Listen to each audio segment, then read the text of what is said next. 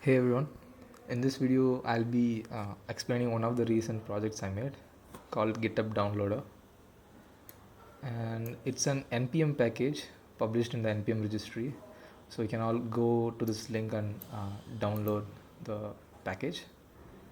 And the main USP of this package is it can be used to download any repo, any file in a repo, or any directory in a repo, uh, regardless of the nesting level. So that's the main USB of this tool. And also you can save the downloaded contents in any given directory, right? So how is this different from a regular git clone, right? So in git clone we can only download a repository and not any specific file or a directory, right? So the main inspiration for this project actually comes from this website called downgit. And in this website we just paste the for example, if I want to download a specific file, like if I want to download this style sheet, I'll just paste this URL here, and then we press download, and it downloads us, right? And it downloads in the default downloads directory, right? So this is the inspiration for the project. But when we are working on a project or something, and we are already on a terminal, and we are let's say working on VS Code or something, and we want to download some certain file, let's say an image from another repository. Let's say we are following a tutorial and we want to download some static assets or pre-built boilerplate code. We usually go to the instructors repository, and they usually have certain folders, right? And they'll have images and stuff. So in those cases we want to download those things in the current working directory itself, right? Like let's say you're working on this terminal, you're in VS Code, this is, let's say this is VS Code terminal, and you're working here, and you want to download that particular tutorials, let's say images folder in the current working directory itself. So how do you do it? if you if you are using this website, it downloads it in the default downloads directory, right?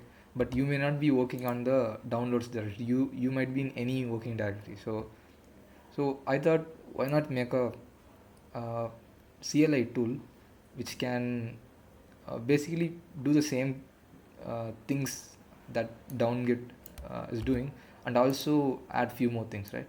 So the basic things are, so this particular package which I built, it can do all the basic tasks done by downgit, that is to download any file, repo, or a directory from any GitHub repository.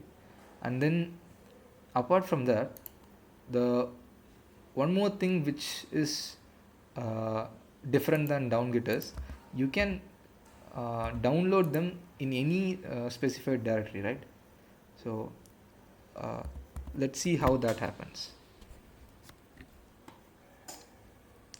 So for example, you are currently in this directory, test directory, and you want to download this particular file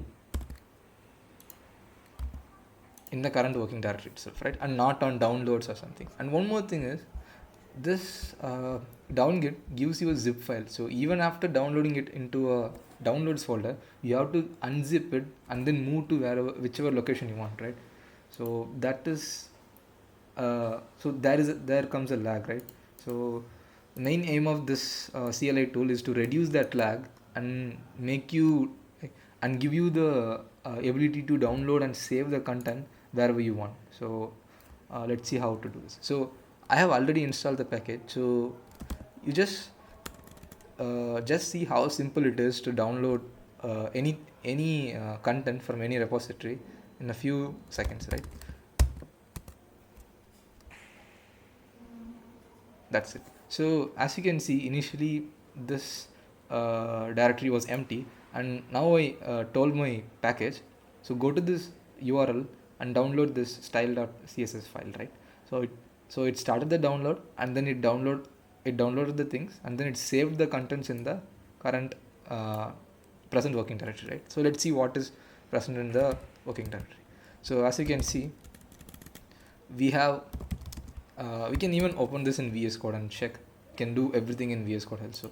So yeah, so the file is over there, right? So let's do everything in VS Code itself so that it will be easy, right? So one more use case is let's say you have a images directory, right? Let's say you have a styles directory and you want to download this particular style sheet inside this styles directory, right? That's how we usually do things.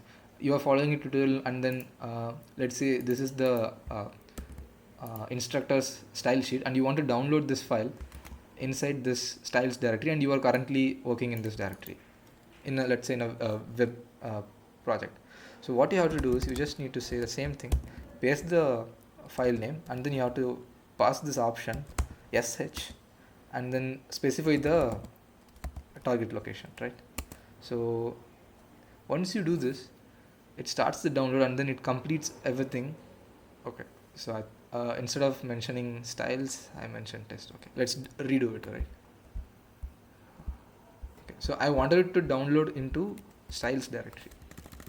So I need to say styles / yeah. So now we can see it downloaded it in this styles directory, right? The same file.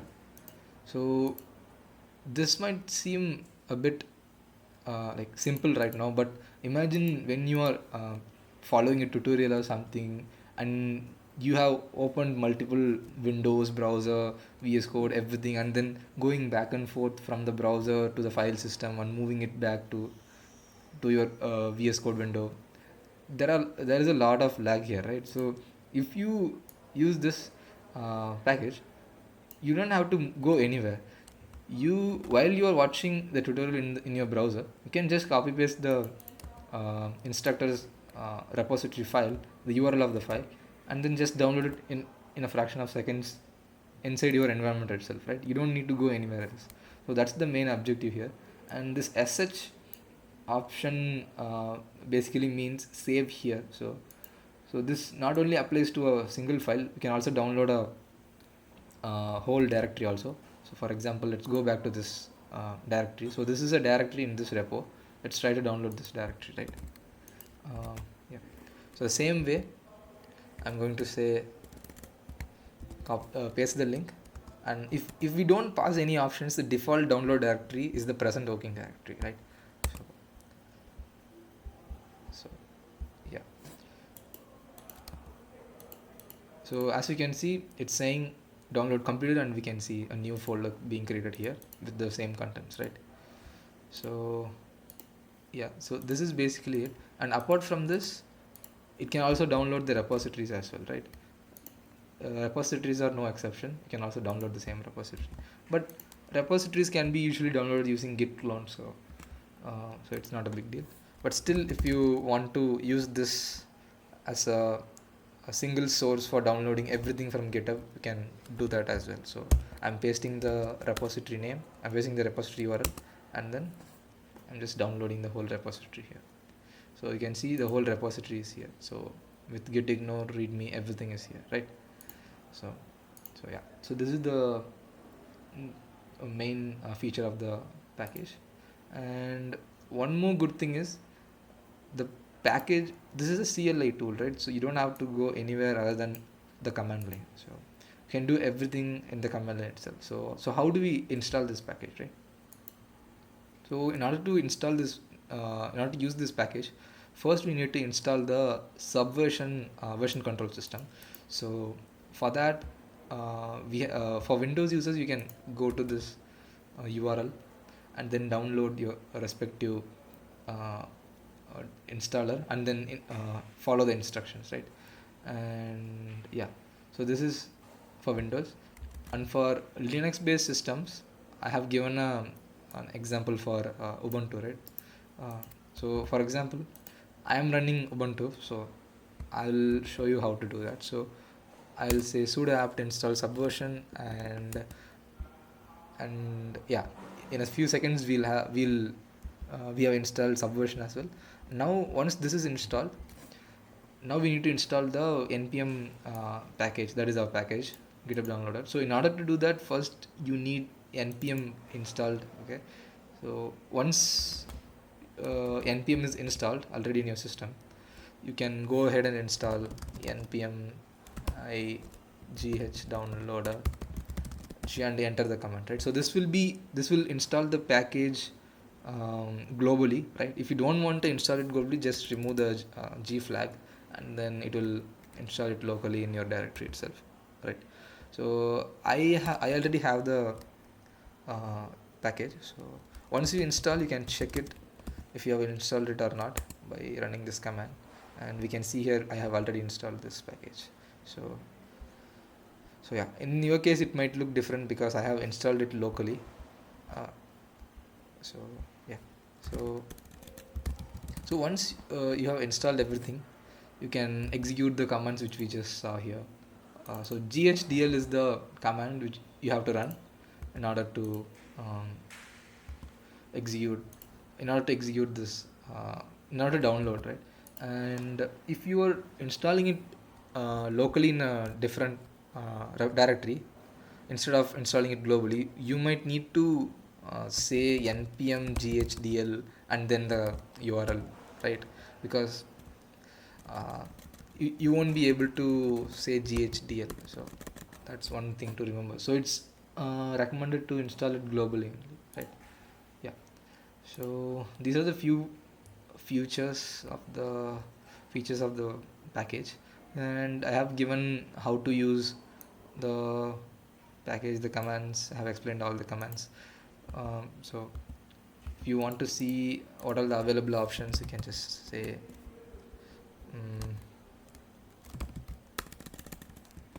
second.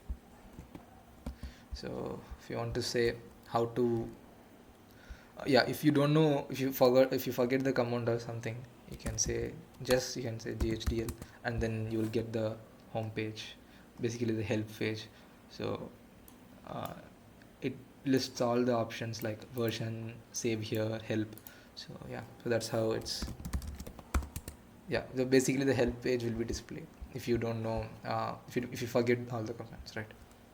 And apart from that, I have given few examples for downloading a repo and saving it in a arbitrary path. Same for a directory from a repo and a file from a repo. So these things can be executed like irrespective of your operating system. Only thing you need to make sure is your Subversion installation is done properly, and you are able to run this command svn, right? One second. So you are able to run this command svn. So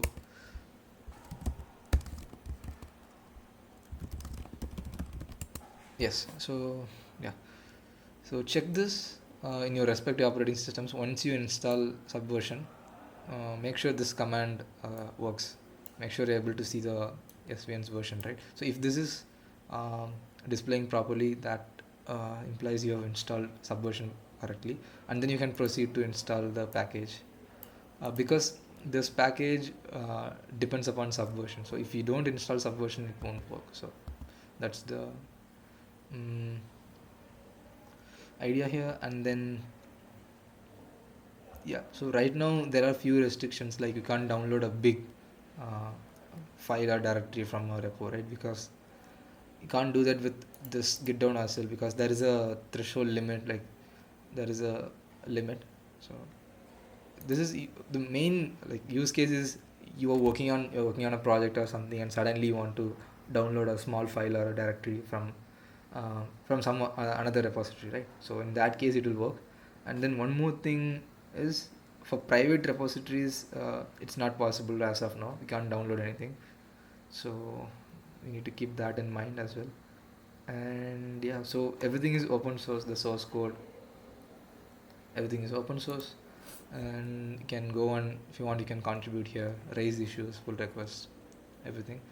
And so this is the project. So I used TypeScript and Node.js to build this project, and and Subversion is the main thing here. So the package is kind of a wrapper for Subversion, and it helps us do these things to download it in a certain repository and move it here and there. So those things you can do. So yeah, so that's pretty much about the project.